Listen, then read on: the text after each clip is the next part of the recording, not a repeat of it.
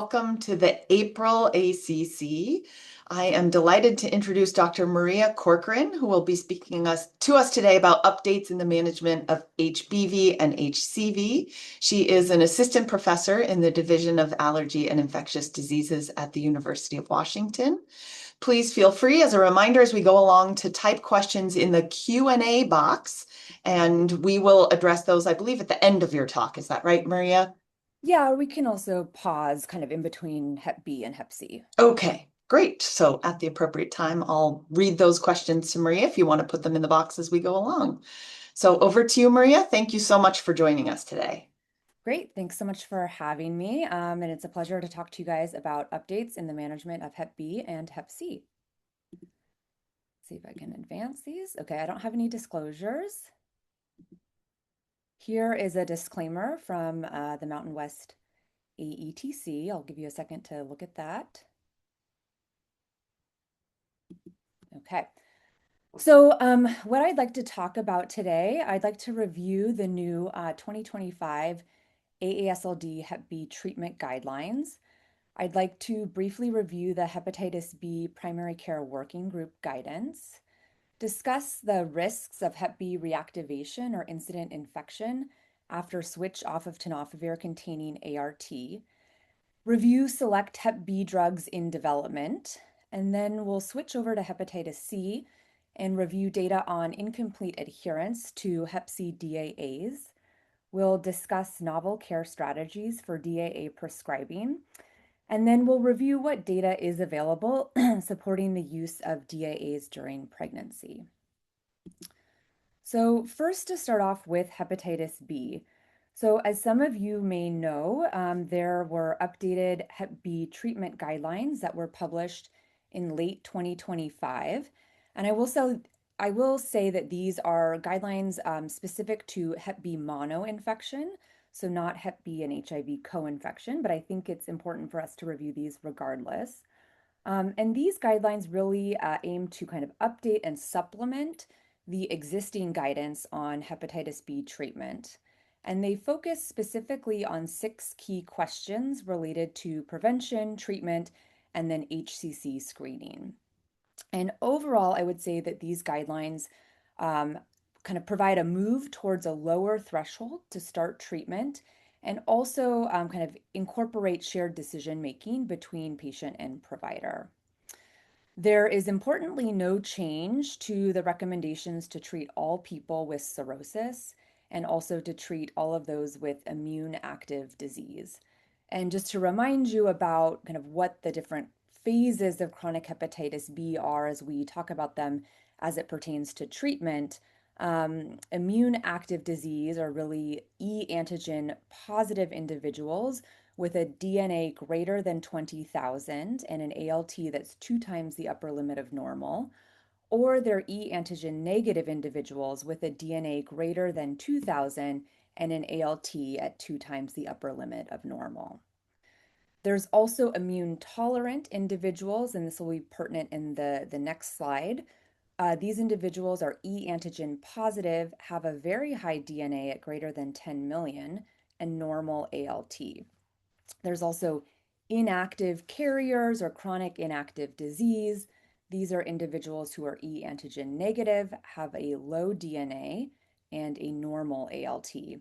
And then there's folks in the kind of quote indeterminate phase, and that's pretty much everybody else. So one of the questions that this new updated guidance sought to answer was, should individuals in the immune tolerant phase start antiviral therapy versus observation? And prior guidance had really said that we should be observing these folks with high Hep B DNA levels, but who don't have an elevated ALT. But this guidance provides an update to that and essentially says that for immune tolerant individuals, which is in this kind of rust colored box here, that if they are age 40 years of age and older or have F2 fibrosis and above, we should really be considering treatment in those individuals. And then if they're less than 40 years of age, we can use a shared decision-making approach. I will also comment that in these indeterminate phases for people who are e antigen positive, there's also a recommendation to consider treatment in individuals who are 40 years of age and older or who have F2 fibrosis and above. So essentially, what that means is that now we should think about treating anyone 40 years of age and older with F2 or with F2 fibrosis and above who's e antigen positive and has a DNA greater than 20,000. So, why is there a switch to kind of more expansive treatment initiation? Well, I think multiple cohorts have shown that there's an association between hepatitis B DNA levels and the risk for HCC and cirrhosis. So the graph you see on the top right of your screen is from the REVEAL cohort in Taiwan, and this showed a higher crude hazard ratio for HCC with rising hepatitis B DNA. So you can see that that hazard ratio really starts to climb at about 10,000 copies and then goes up pretty dramatically when the viral load is greater than 100,000 copies. The graph to the bottom right is from the Eradicate B study that similarly showed there's a that with higher hepatitis B DNA and also with higher quantitative surface antigen, there's an increasing association with incident HCC. And similarly to these kind of prospective studies, there's been retrospective cohorts as well, including a retrospective cohort of patients with immune-tolerant hepatitis B in Korea that showed that antiviral therapy was associated with reduced risk of HCC. So I think a lot of this guidance to start treatment in folks with higher viral loads is really aimed at preventing those longer-term complications of cirrhosis and also I think very specifically hepatocellular carcinoma.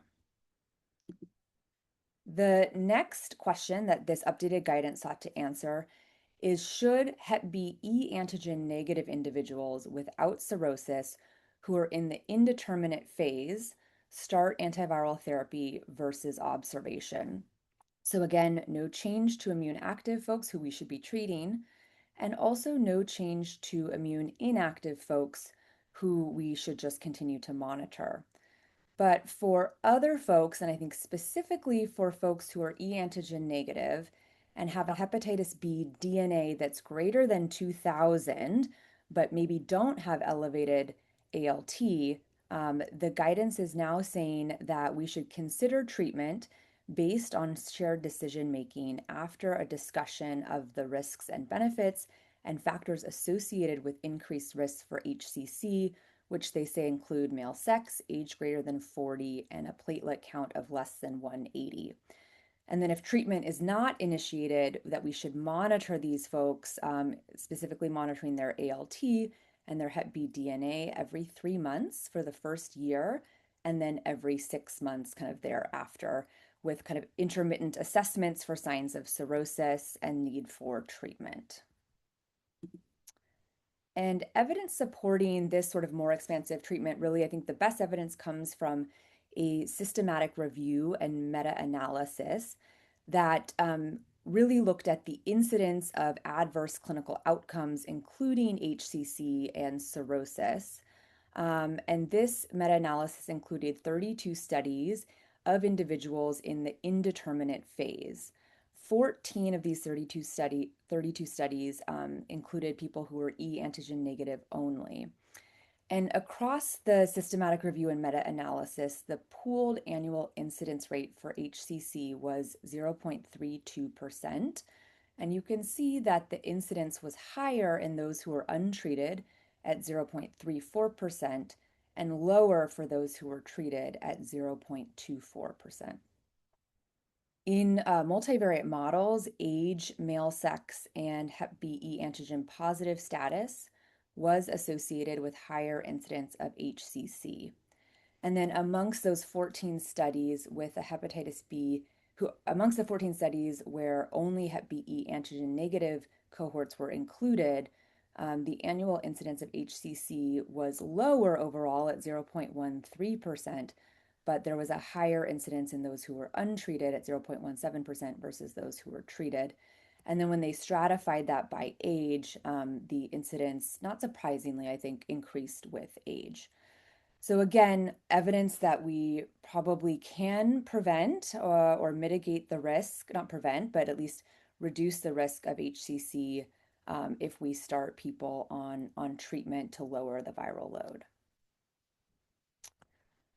The next question that this guidance sought to answer was, should antiviral therapy be provided to persons who have chronic Hep B, so are surface antigen positive, with viremia, but do not meet disease-specific treatment indications to reduce transmission but are in high-risk scenarios? So essentially, people don't have an indication based on the prior guidance to start treatment, but are at risk for transmitting hepatitis B to others.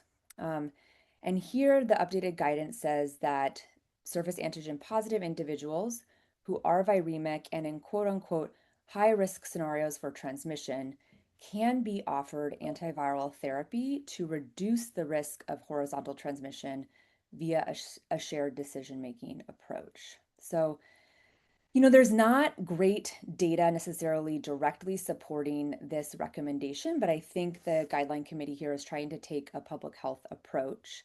Um, we do know that from healthcare workers who are hepatitis B surface antigen positive and on therapy with an undetectable viral load or a low Hep B DNA, there's been no reported transmissions to patients or other individuals in the healthcare setting.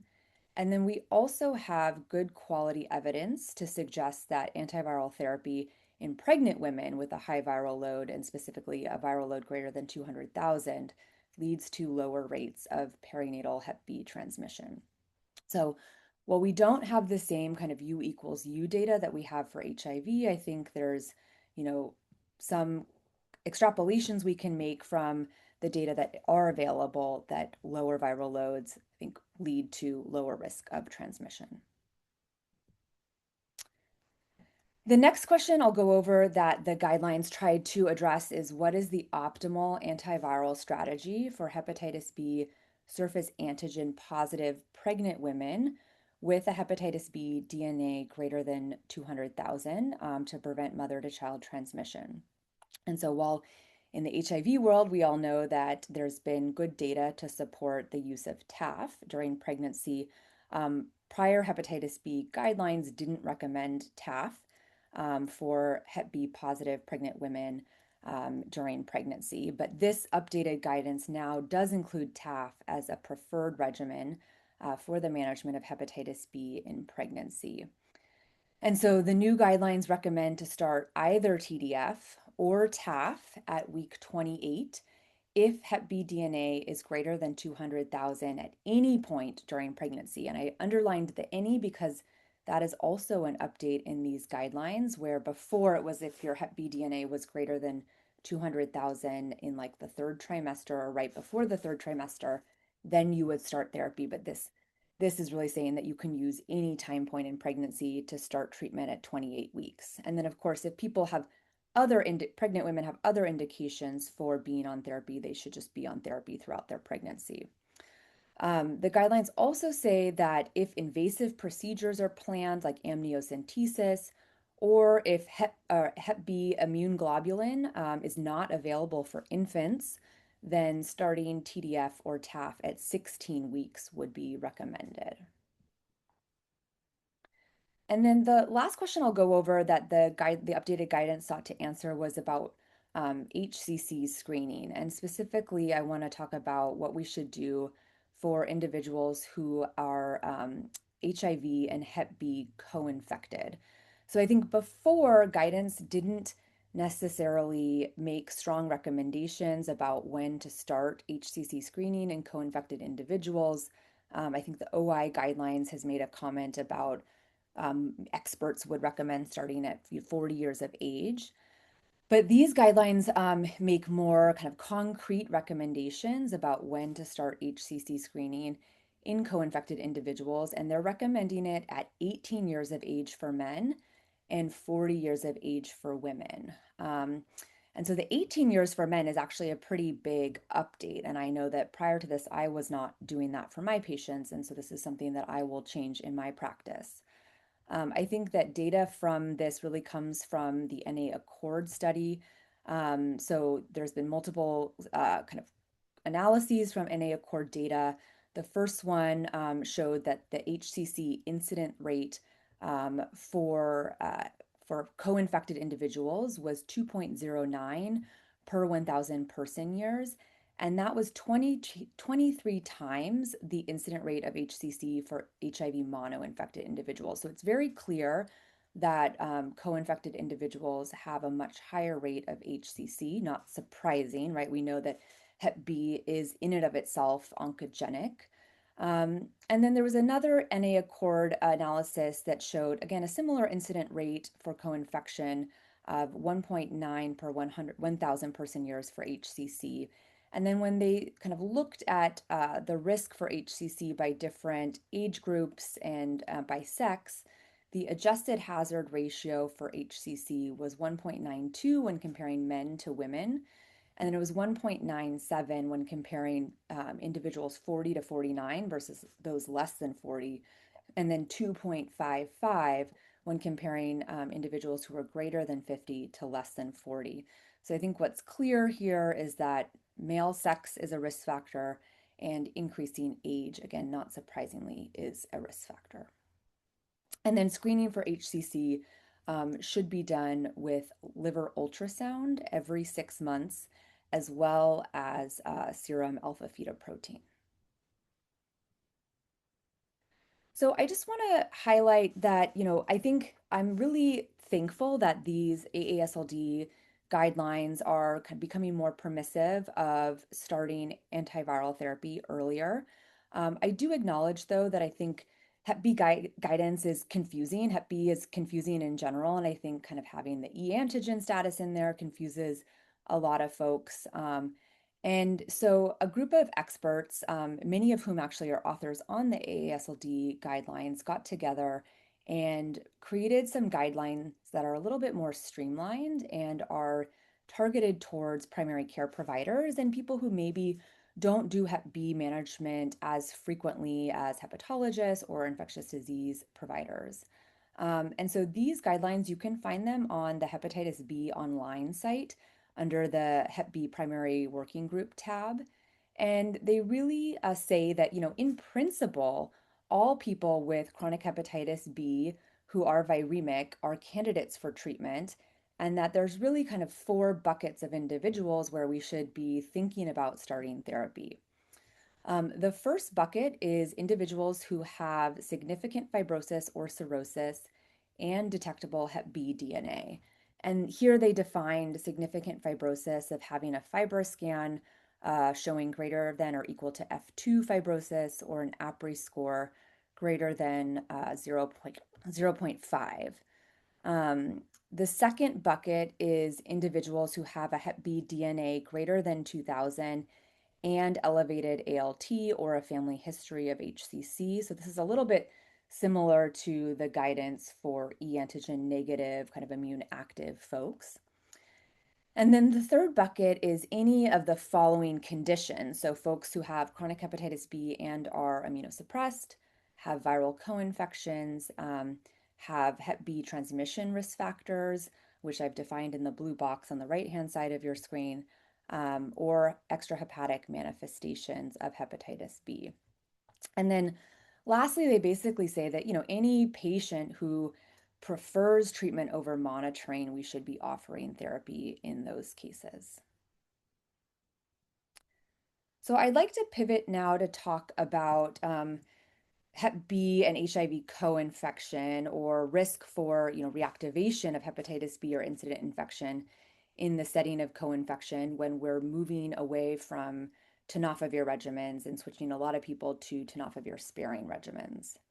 And the first thing that I'll just kind of remind us about is that while we don't have the same data for PrEP in hepatitis B as we do for HIV, there are some retrospective analyses that suggest that tenofovir and other Hep B active drugs likely have some protective effect against incident hepatitis B infection. So in a little bit of an older US-based observational cohort published in 2015 of MSM with HIV, this came from the multi-center AIDS cohort study, the incident rate ratio for HBV incidence was 0.1 when comparing those who were on ART with a viral load less than 40 to, or sorry, less than 400 to those who were not on ART.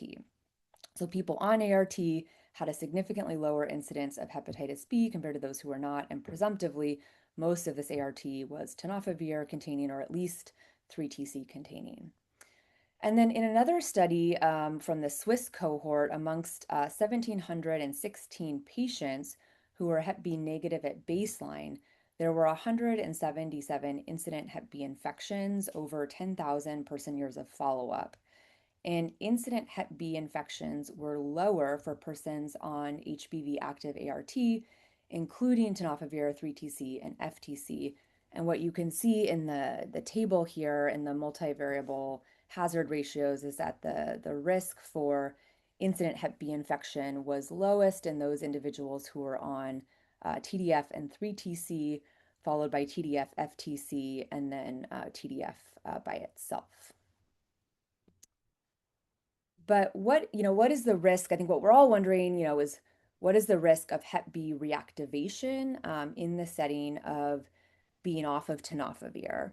And so the data here on this slide come from the OPERA cohort, which is the Observational Pharmacoepidemiology Research and Analysis cohort. It's a database of prospectively collected electronic health records from routine clinical care. And it includes data from 96 clinics across 22 states and one US territory. And this study aimed to sort of describe the incidence of hepatitis B reactivation amongst patients with tenofovir interruptions.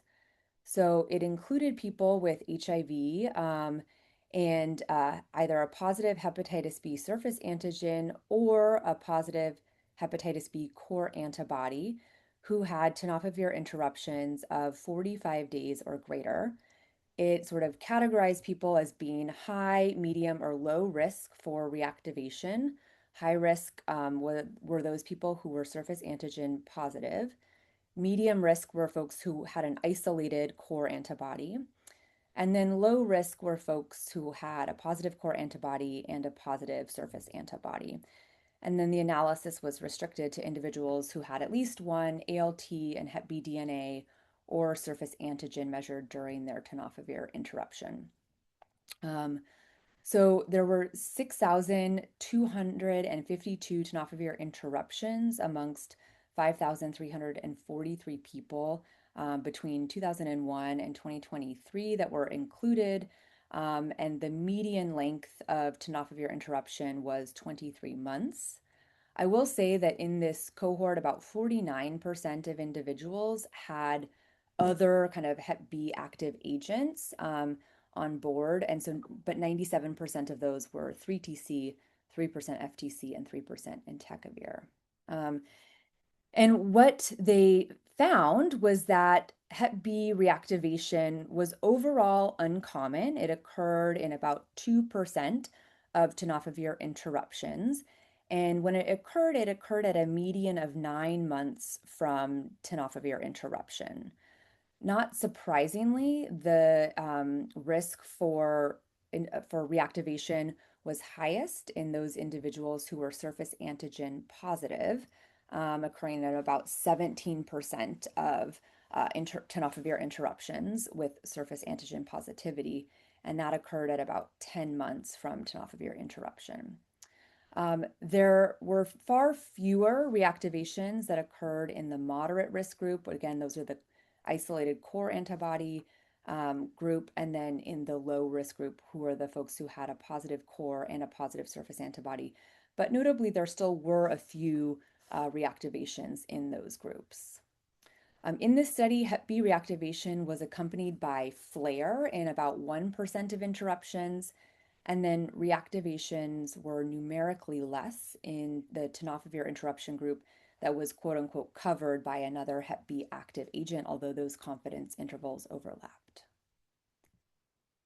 Um, Looking at another more recently published, or I guess presented study, where they looked at tenofovir sparing ART and the risk of Hep B reactivation or incident infection. This is data from the Scenics cohort that was presented at CROI this year.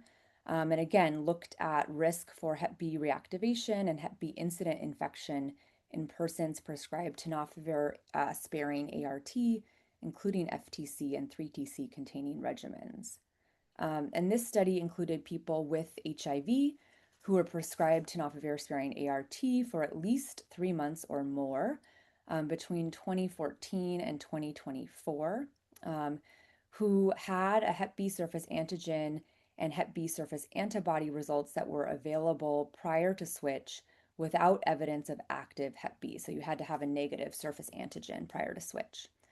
And then their outcome was defined as reactivation, which they classified as occurring in folks who had a baseline positive core antibody, or incident infection, which they defined as persons who were Hep B core antibody negative prior to switch. And they looked for a new positive surface antigen or HBV DNA greater than 10. And so what you can see here in the group that was had a positive core antibody prior to switch, there were only 2 instances of reactivation that were seen in this study. And I should say that this study included almost 6,000 individuals.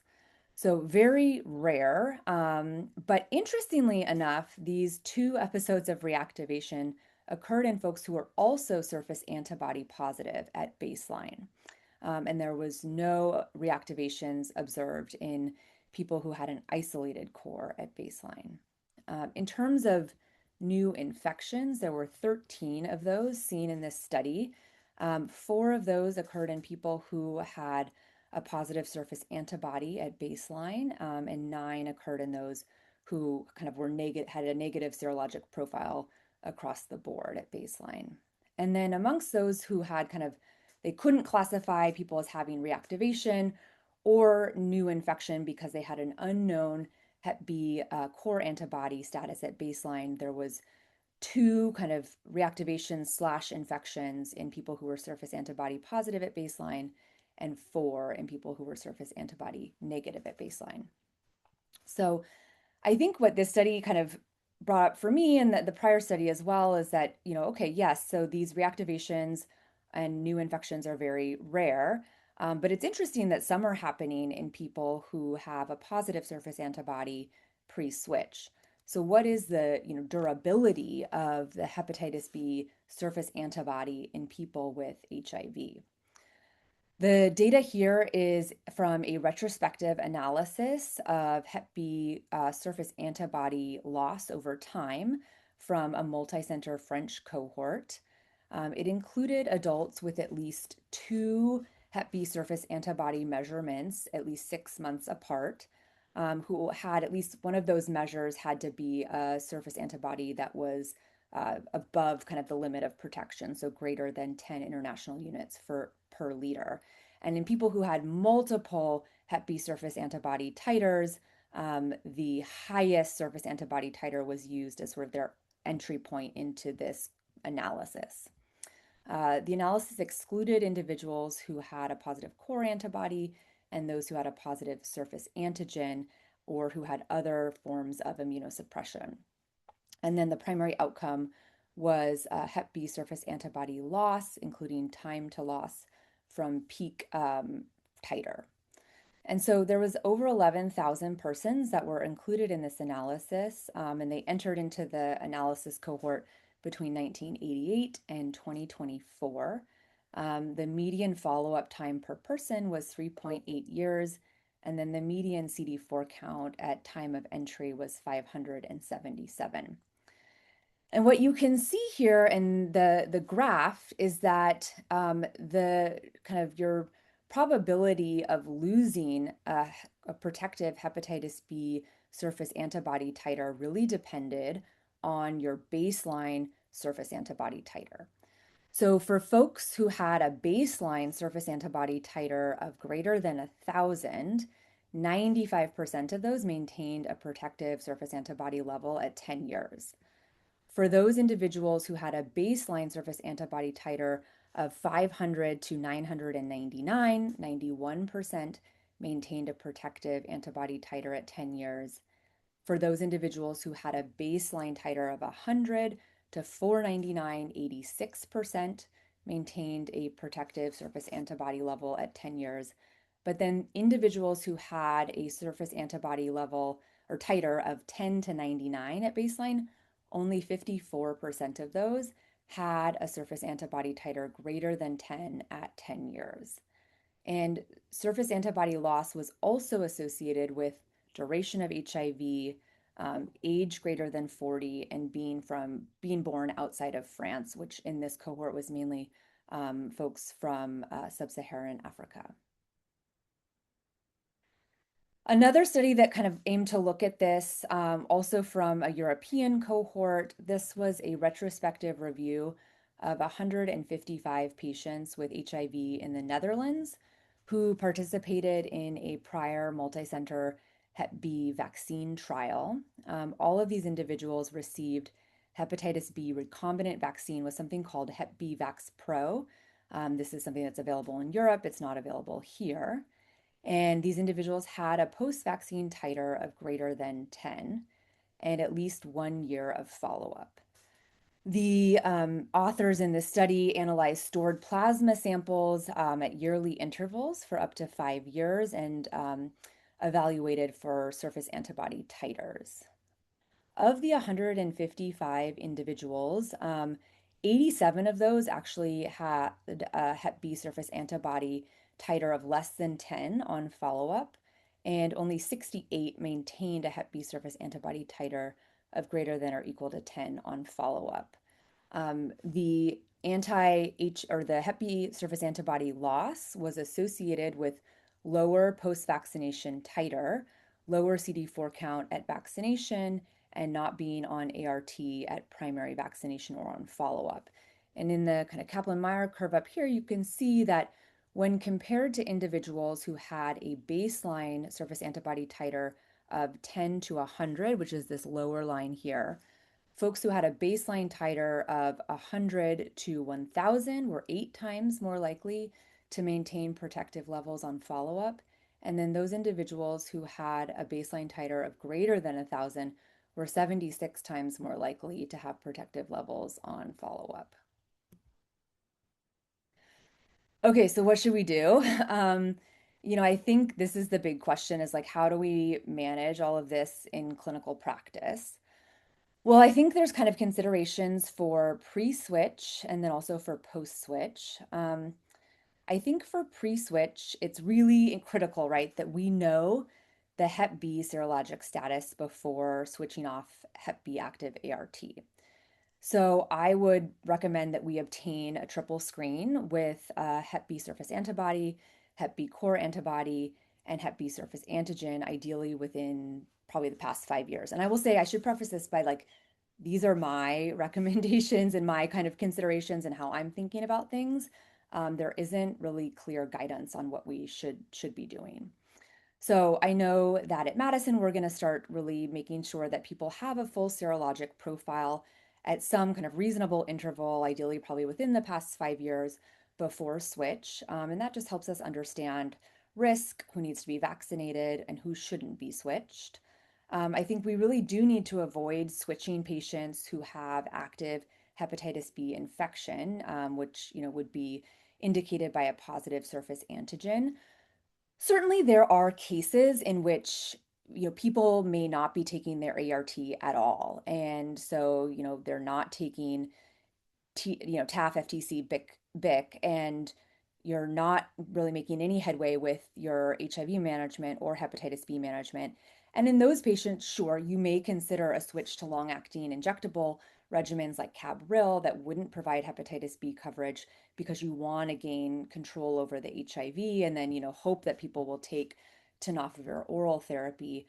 So I think there are caveats to this, but I think in general, we should really be avoiding switching patients who are surface antigen positive.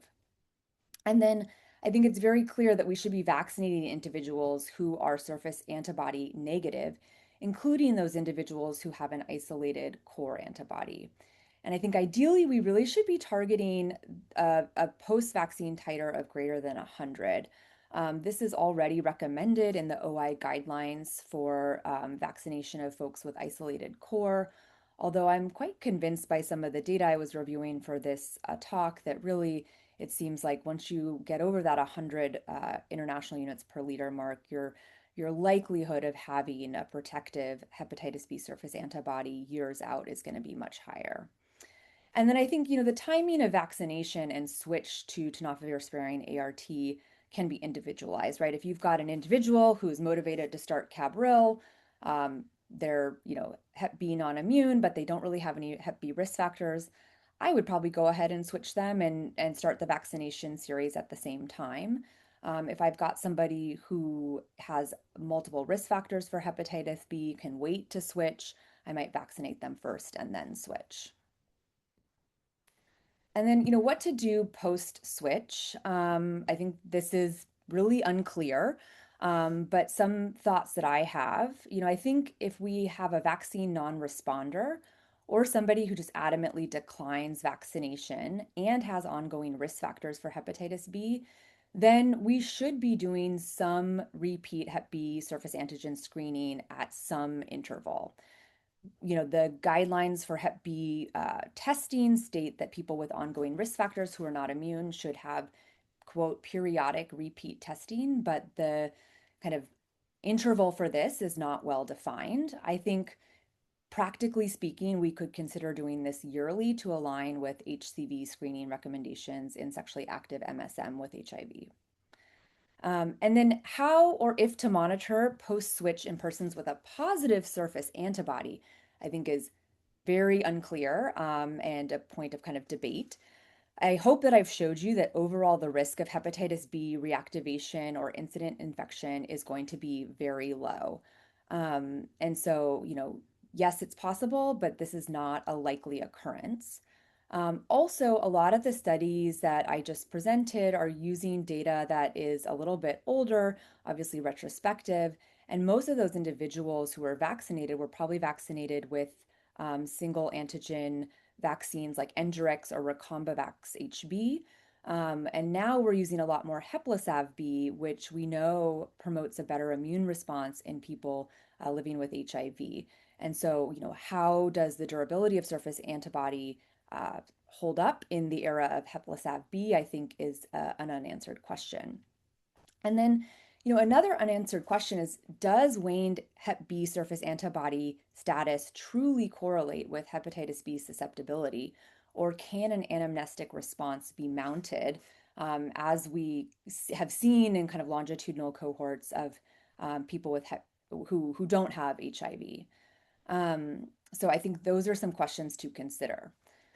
If somebody has a Hep B surface antibody titer less than 100 and has ongoing risk factors for Hep B, it could be reasonable to check for waning immunity and consider, the question of revaccination at some point. Again, this is very unclear.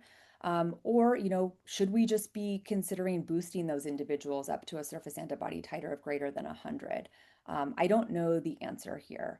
But I think, for folks who have a baseline surface antibody titer greater than 100 at the time of switch, it's very unclear to me that any follow-up is truly needed. And so just to wrap up the hepatitis B portion of this talk, I wanted to just highlight two kind of drugs in development. The first one is bepirovirsen, which is an antisense oligonucleotide that is designed to recognize and destroy Hep B mRNA and pregenomic RNA.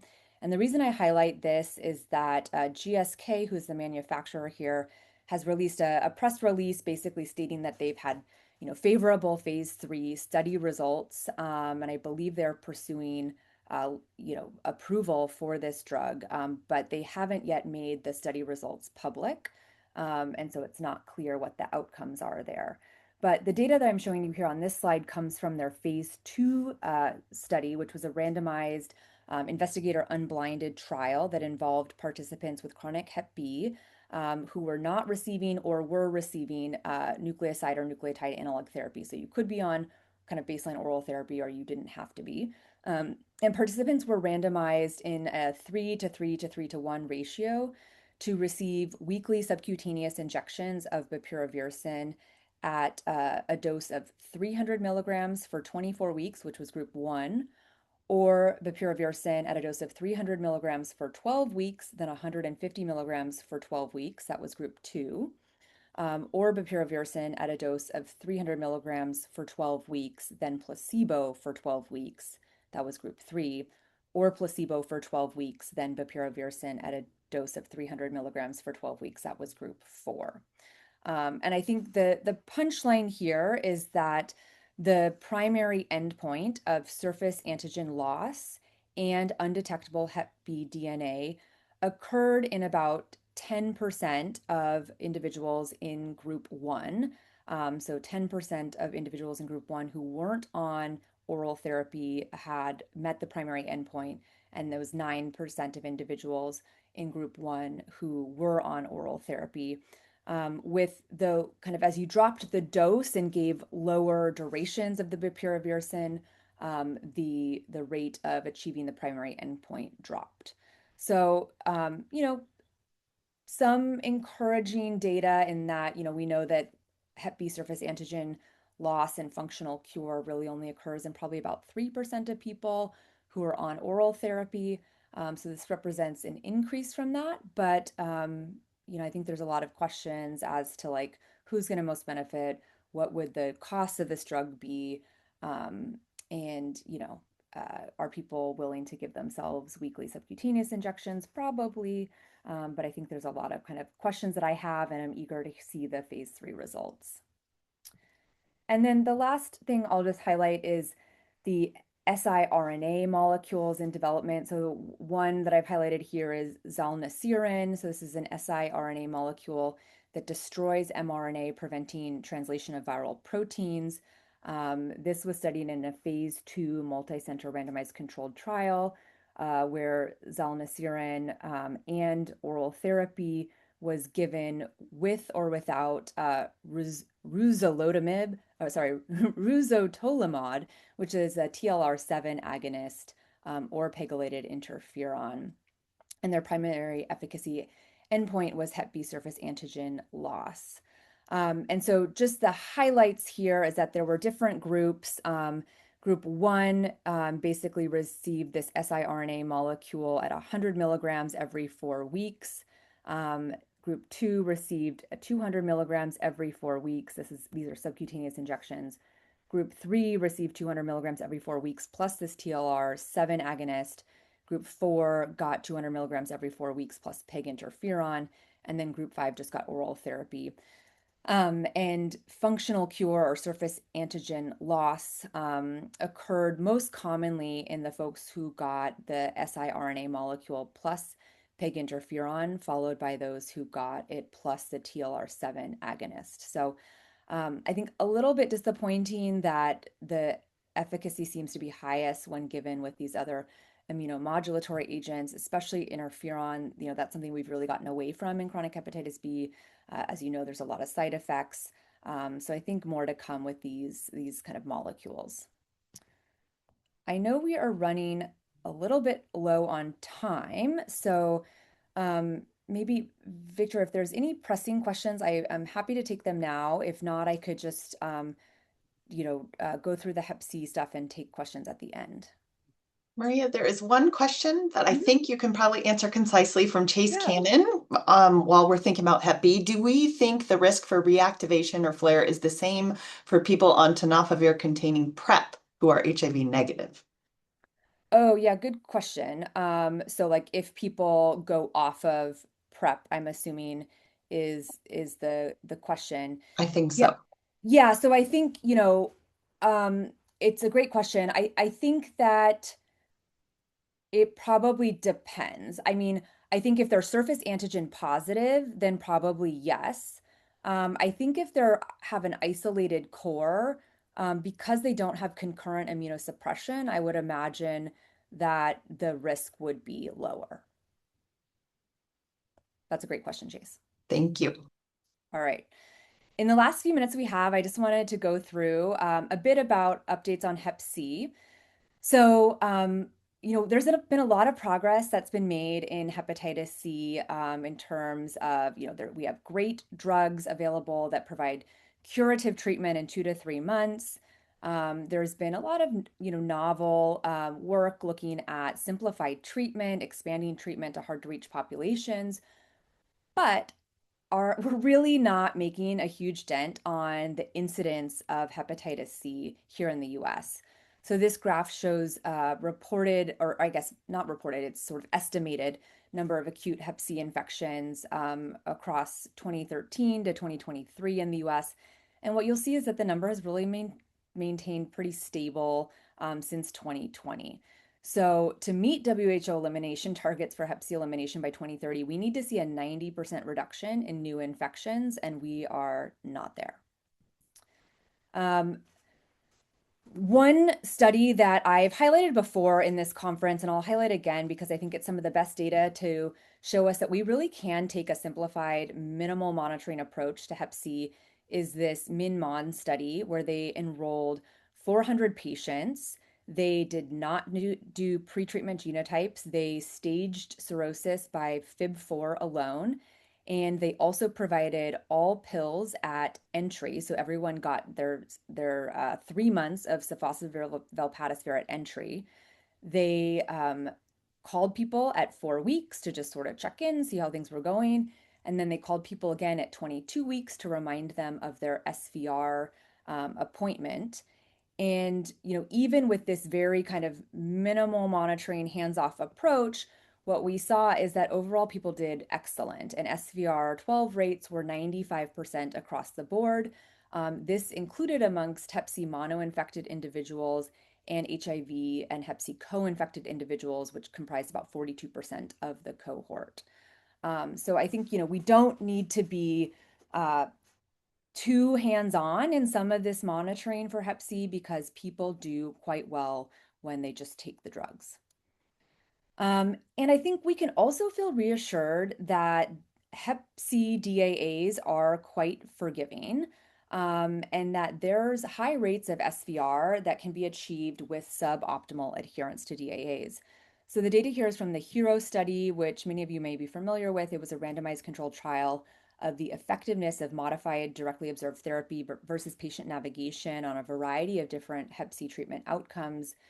They enrolled people who inject drugs between 18 and 70 years of age who had active Hep C. Everyone was given sofosbuvir velpatasvir. They used electronic blister packs, which allowed them to do kind of an adherence analysis.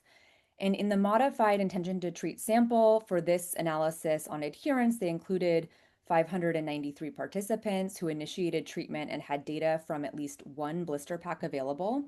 And then probably most helpful is the per protocol sample, which was a subset of the modified intention to treat sample that included 496 participants who had SVR data available. So in the per protocol sample, the median adherence was 70%. So people took their meds kind of on a daily basis 70% of the time. And in this per protocol sample, the overall SVR12 rate was 92.7%. And interestingly, what you'll see here in these kind of darker blue columns is that once you took about 50% of your prescribed course, there was no difference in rates of SVR12. And so amongst those with 50% or greater adherence, total adherent days was not statistically associated with SVR, which I think honestly rings true to what I see clinically. Like if you're taking about half of your course, people tend to have an SVR. Some additional data looking at this came from the CHAMP study. This is adults with HIV and Hep C co-infection that were randomized to either usual care versus usual care plus peer mentors or usual care plus cash incentives. They enrolled only genotype 1 individuals as they were given ladipasvir sofosbuvir for 12 weeks.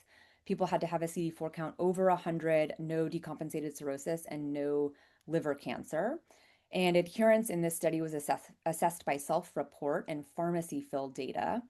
They classified people as having high adherence, which is greater than 90% of doses taken, or low adherence, which was adherence to less than 90% of doses.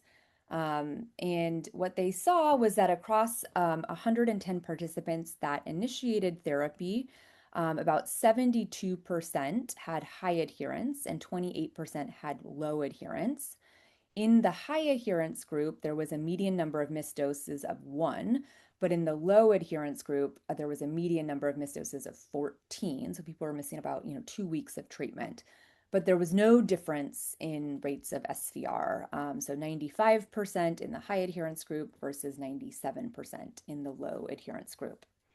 So I think we can feel, fairly confident that even with suboptimal adherence, people are likely to get an SVR. And one of the things that's kind of changing in terms of how we monitor for Hep C cure is data showing high concordance between SVR4 and SVR12.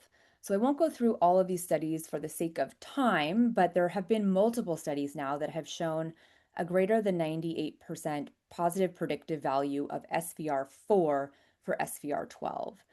Most of this data comes from treatment naive patients without cirrhosis or with compensated cirrhosis, and data is not specific to people living with HIV. But I know clinically I've started to pivot for most folks to get an SVR4. Still in those people with kind of advanced liver disease, certainly people who have decompensated cirrhosis, I'm going to get an SVR12. But for most people in the kind of simplified treatment guidance, I think we can be moving to get tests of cure 4 weeks after completing treatment. And the AASLD and IDSA does list SVR4 as an option for test of cure in their new test and treat kind of point of care guidance. And my understanding is that there will be more formalized guidance coming out soon, incorporating SVR4 as an alternative for kind of more general populations. And then I'd like to just kind of, in the last few minutes, talk about some novel kind of strategies to expand treatment for hepatitis C. So one of the things that has been happening across the country, and we started doing here in late 2025, is providing DAAs at the time of discharge for hospitalized patients. So in the fall of 2025, here at Harborview, we started an initiative to provide DAAs at the time of discharge for patients with untreated hepatitis C.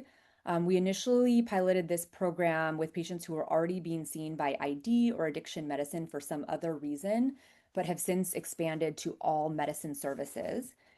And we're really focused here on patients who qualify for the AASLD IDSA simplified treatment pathway. So people who either don't have cirrhosis or have compensated cirrhosis, who are treatment naive, and who are Hep B negative. As part of this pathway, DAAs are filled through the discharge pharmacy with the possibility to receive the full course of treatment at the time of discharge, depending on patient preference and insurance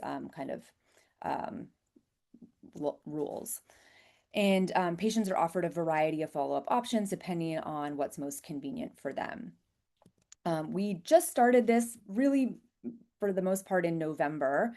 And overall, there have been 33 unique patients who have been prescribed DAAs as part of this kind of pathway. Medications have been dispensed for 24 of these patients. The other patients, most of them are just still in-house. And then 16 patients out of these 33 are due for their SVR or have had kind of their SVR due date come up.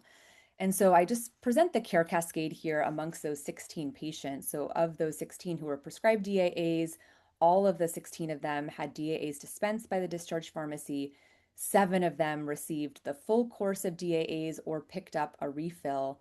And so far we've seen three cures, and we're doing SVR4. I will say that we haven't seen any people outwardly fail. So most of the people where we don't have SVR data, it's because the data is missing. We've lost them to follow up. And then last but not least, I'd like to just briefly talk about providing Hep C treatment during pregnancy. There is emerging data on this for both sofosbuvir-velpatasvir and also for glecaprevir-pibrentasvir. Probably the best data we have comes from the STORK trial, which was a study that evaluated the safety and efficacy of soft-vel during pregnancy. The most recent results were presented at the liver meeting in October 2025, where 70 participants had been enrolled and 62 had completed study medications.